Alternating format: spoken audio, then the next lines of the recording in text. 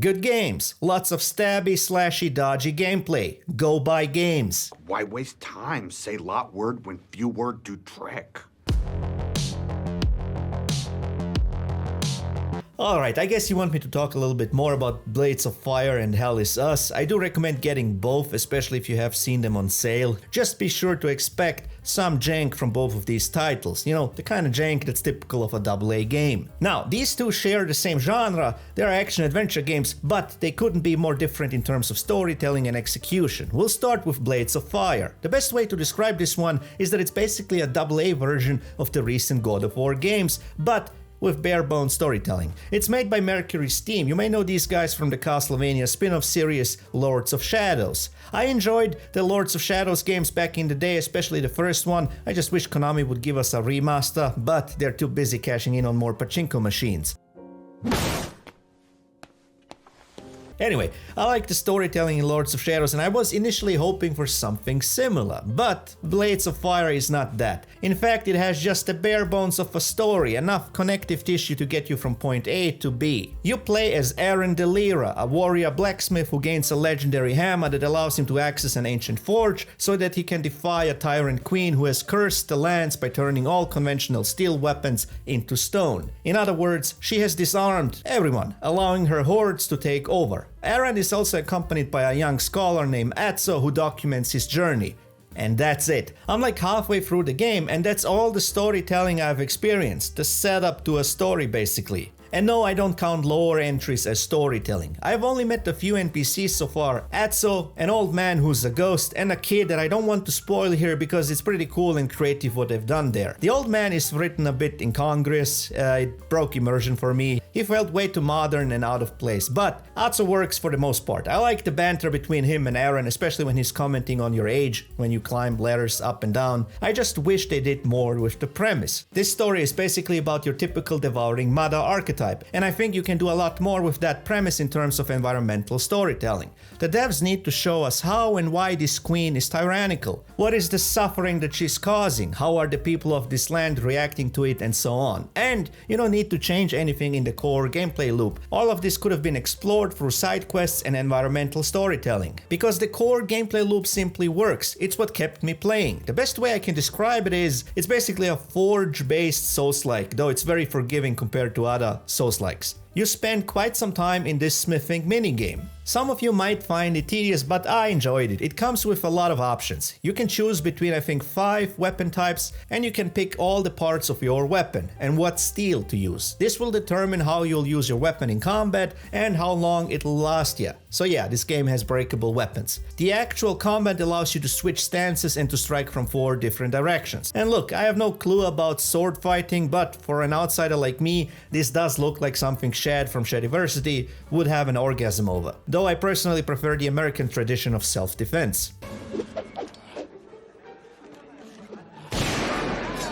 So to sum it up, Blades of Fire is a classic 7 out of 10 game. It feels like a 360 era game, and there's nothing wrong with that. I just want to see what Mercury Steam does with a sequel, and hopefully they end up expanding the world building and the storytelling. Show us why the world is in peril and why it needs a hero. And speaking of peril, if you haven't been living under a rock, you probably noticed that the real world is currently on fire. I know everything feels very scary right now with the looming specter of World War III, or as some would argue it's already here, the advancements in AI, the sheer screw up and insanity that is fiat money, and the list goes on and on. Now, trust me when I say it's only gonna get worse before it can get any better. Which gets us to Hell is Us, the perfect gaming experience for when you are about to live in interesting times. This game is the perfect opportunity to explore what I like to call Balkan misery tourism. Hell is Us is really ambitious in its storytelling, though I must admit it didn't succeed in all its ambitions, but still, it was very refreshing to see a game that's not pulling any punches. It's one of those rare games where a content disclaimer in the beginning is actually warranted. I find most content disclaimers to be pointless and infantilizing, especially if it's an R-rated game to begin with. And I do have a sense that content disclaimers incentivize devs to pull their punches. Now, that being said, Hell is Us isn't pulling any punches. This game deals with some heavy subject matter. It's mostly about the dehumanizing nature of war. In this case, a civil war, and it's pretty obvious that the devs used the fall of Yugoslavia as a template, and quite accurately so. You play as Remy, an organized nation's peacekeeper, get it, who goes absent without leave and ventures into the war-torn country of Hedea to find his parents, only to discover that the region has been infested with supernatural beings following a mysterious event called the Calamity. So that's the setup, and from here you encounter a lot of NPCs and, well, a lot of hatred. This game is very accurate when it comes to the banality of evil. You'll meet three types of characters: victims, sociopaths who are having a field day, and normal people who have committed atrocities and are basically numbing themselves with drugs and booze to deal with the aftermath. I can't even talk about everything in the game because YouTube would probably age restrict the video, so I gotta censor the subject a little bit for you because YouTube thinks you can't handle the truth. But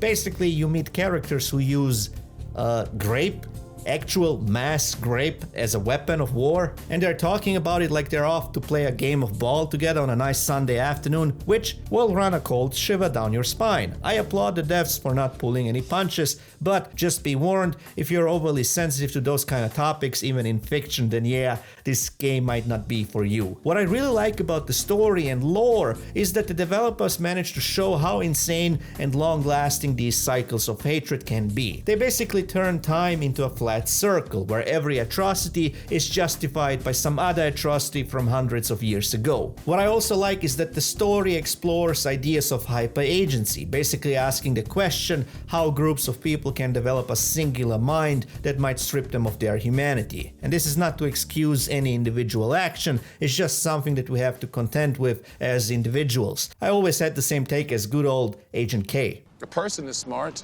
People are dumb, panicky, dangerous animals, and you know it. Where the story falters is unfortunately very immersion breaking. There were some baffling story decisions that seem to have been made for the sake of convenience and not much else. For example, it's okay for Remy to team up with a journalist, but how is that same journalist able to crack military-grade encryptions without so much as an explanation?